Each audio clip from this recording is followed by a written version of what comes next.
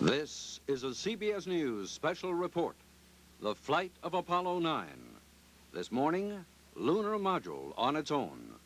Brought to you by Western Electric, manufacturing and supply unit of the Bell system, as part of our continuing coverage of important news events.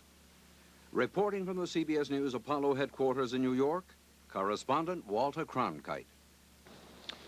Good morning, and if by any chance you think it's early at this hour, it is really early out where the spacemen are, 150 miles above the Earth.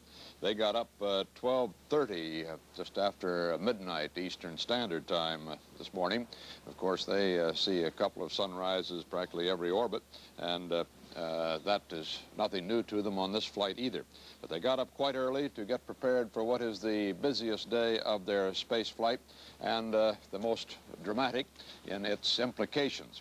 Because today, Russell Schweickart, the lunar module pilot, and Jim McDivitt, the commander of this flight of Apollo 9, separate in the lunar module from the command module and take that lunar landing craft out as far as 110 miles from the command module. And this lunar module they'll be flying has no capability to bring them back to Earth. They must successfully complete this mission today and re-rendezvous with the command module, which of course has the Earth landing capability, in order to return safely.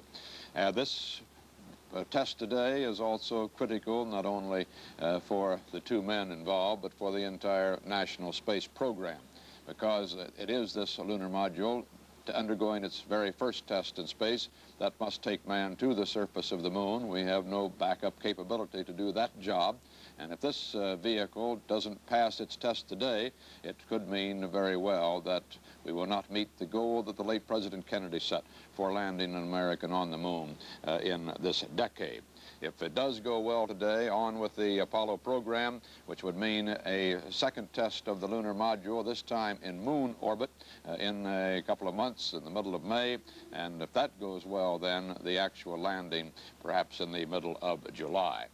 McDivitt and Schweickart climbed down into the lunar module several hours ago. As a matter of fact, because they have found it is so difficult to get through that tunnel and down into the lunar module, it started early today, and they made it apparently with greater ease than they had before, so they had some extra time in the lunar module to get prepared.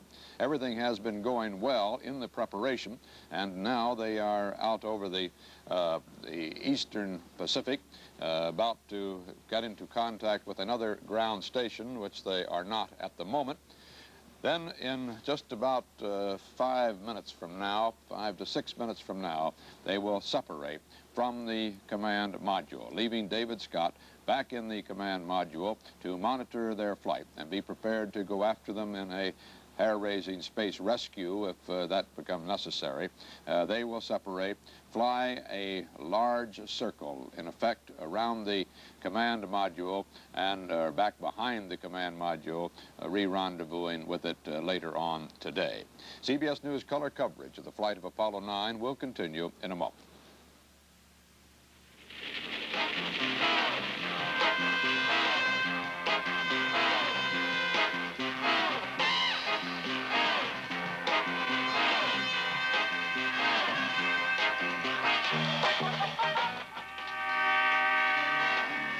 There's one traffic network in this country where there are almost never any traffic jams. The Bell Telephone Network, with equipment made and supplied by Western Electric. Oh, the Bell System network has traffic problems, too, like over 300 million phone calls a day. But there are millions of routes to choose from, and there's switching equipment to get you through. I'm glad I got through so fast. I'll never make that plane. You wouldn't believe this traffic, bumper to bumper. Western Electric. We make Bell telephones. We also make equipment for the network that keeps your phone calls from getting stuck in traffic.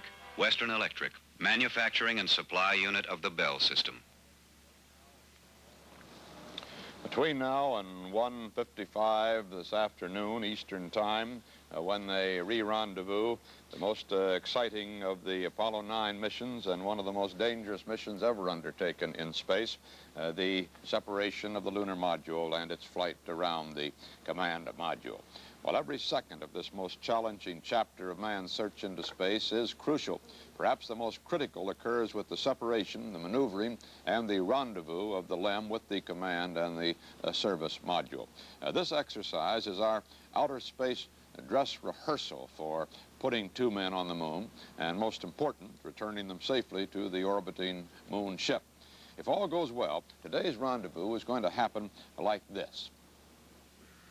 About 4 hours into the 5th day, sometime during the 56th revolution of Apollo 9, Rusty Schweikert and Jim McDivitt will crawl through the tunnel from the command module into the lunar module, appropriately nicknamed Spider. After more than 2.5 hours of equipment checkout, the crafts separate. For the first time in history, men are flying in space in a ship too fragile to return to Earth on its own. They'll be in the same orbit about 153 miles from Earth, as we can see in our simulation. Now Dave Scott, alone in the command ship on the left of your screen, aims the spacecraft away from the Earth and with a 10-second firing of its smaller engines, drops into a new orbit.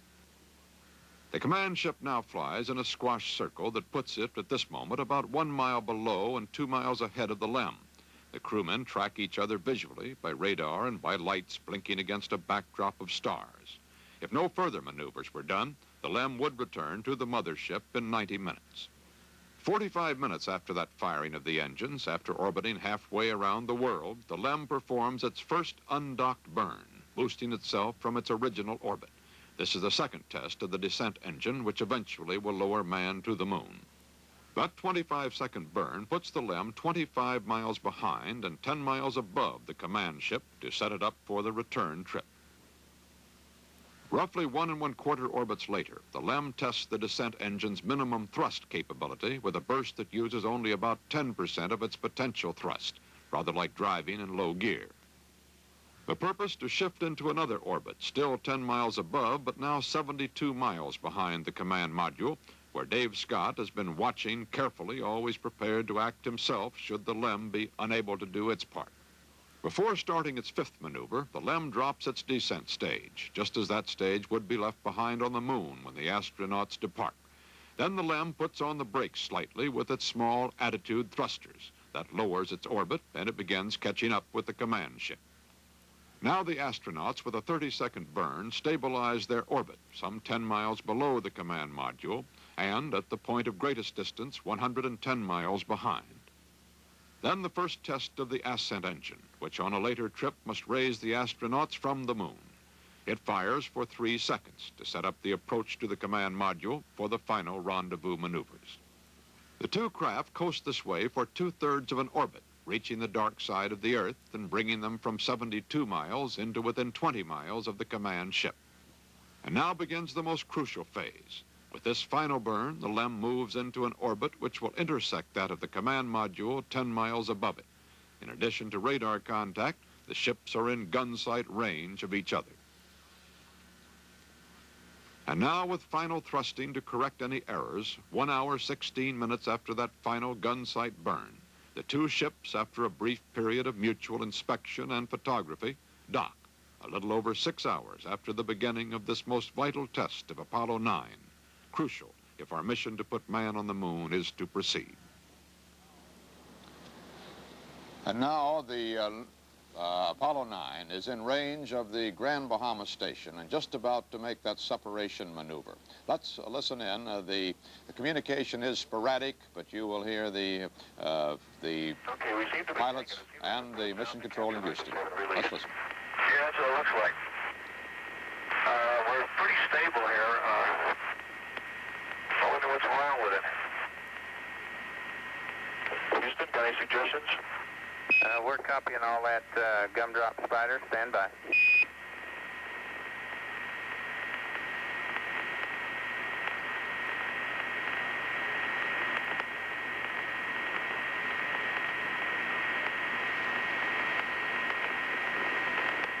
Okay, you're free. I'm free? Roger. What did you do? Oh, went back back into the old memory and did a cycle on the switch, and you look like you're free. Okay, great.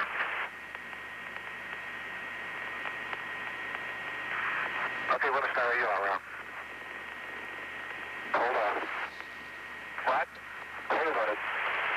I can't hear you. Hold. Yes. Wait a minute till I get clear. Okay. Now you're clear. Okay.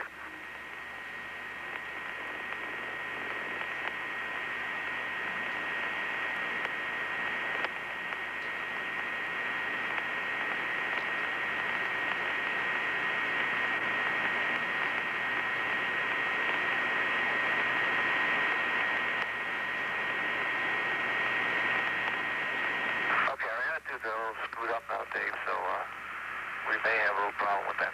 Right, I noticed. Okay, I'll be keeping on you, so don't sweat. Okay.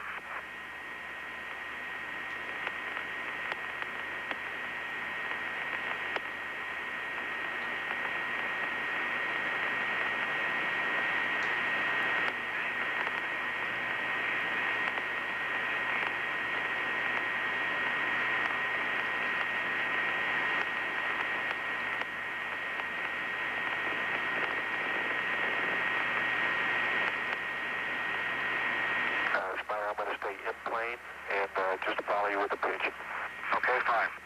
How am I drifting away from you? You're drifting out of plane. To your rear. Okay, well, I can't notice that. My rates look good. My yaw rate is going around about 1 degree per second.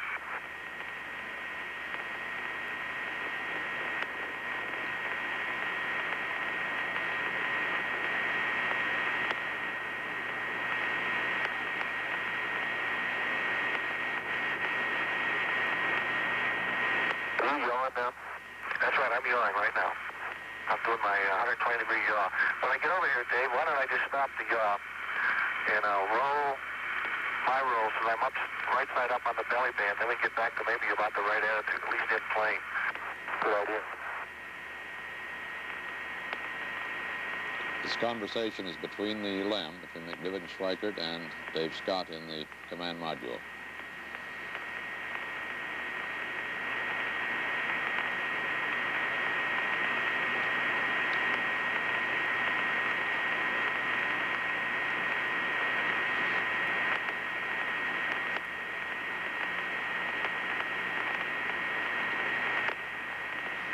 The lunar module is scheduled in these 26 minutes between the actual separation and the first firing of the command module engines to separate further and to begin the actual maneuvers to pirouette in the fashion you see and to pitch around a full 360-degree circle. That is like doing a sort of a headstand or a somersault. Okay, Dave, I'm going to roll take a look. plane now. Take a good look at the command module and let the command module get a good look at it.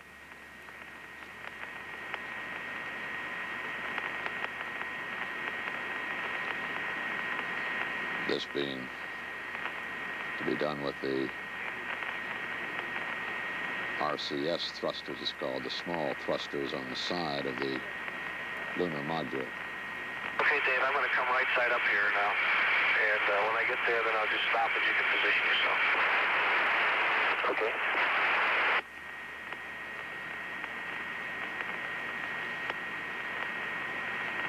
You see in our simulation the spacecraft against the blackness of space, which is indeed black. They are in daylight, however, as they are now crossing the Atlantic.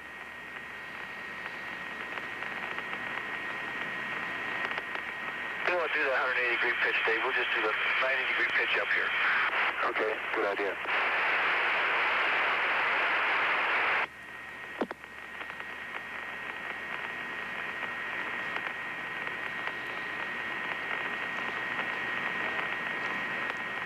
This is station keeping, as it's called, although they are drifting slowly apart. The think we'll be all right if we just get some relative attitudes, because I'm going to maneuver to the proper attitude for the SEP, and you can line up on me there. Right, okay. Okay, I'm going to do the pitch around maneuver. I'm going to pitch 90 degrees only. Okay, fine. Okay, we're going to start now. You're clear.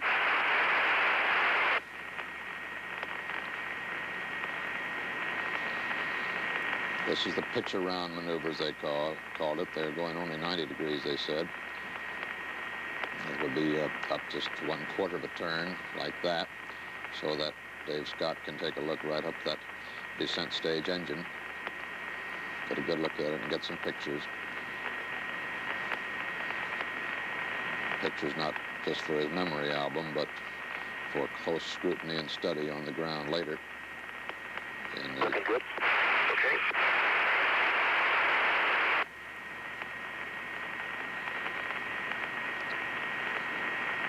That engine has been fired once, and when the two ships were docked together as a first test, worked well. It's a throttleable engine from 1,050 to 9,800 pounds of thrust. That's the engine that has to be used as sort of a pillar of fire on which the lunar module lowers itself to the surface of the moon.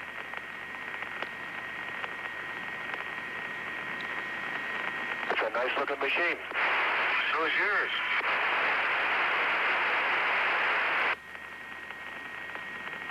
That's about all it looks like, though, some sort of machine.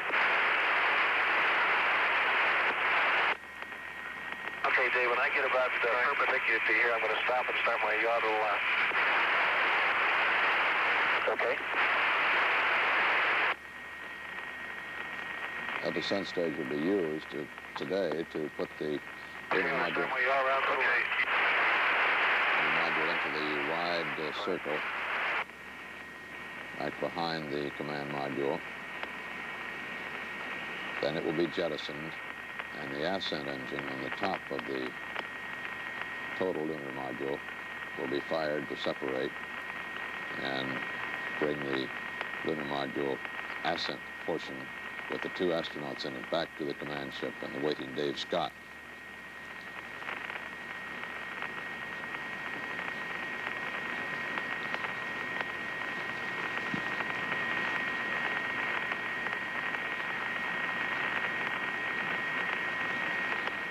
We're in good shape relative attitude-wise. Yeah, we only got off about 20 or 30 degrees there, Dave. Yeah.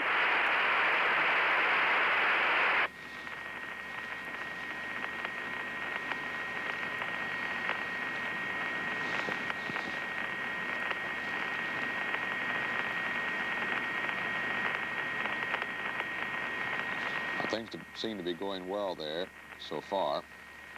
The CBS News color coverage of the flight of Apollo 9 will continue in a moment.